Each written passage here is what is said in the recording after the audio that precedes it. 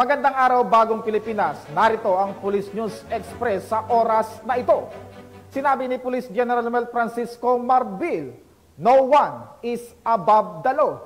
Ito'y matapos sumuko si Pastor Apollo Kibuloy at 4 pang akusado sa mga otoridad kahapon sa KOJC compound sa Davao City. Aniya, sa kabila ng kinakaharap ng kapulisan na hirap sa pagpapatupad ng warrant of arrest laban sa mga akusado, ay nananatili silang matatag at tinuloy-tuloy nila ang kanilang operasyon.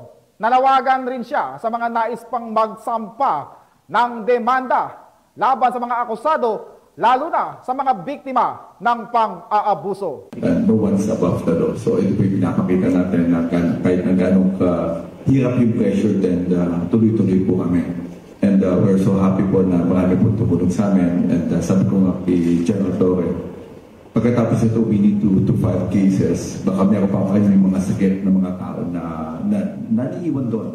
That's what we did last time that I went to Davao. Nasave po kami ng 2 tao na nagamit nila.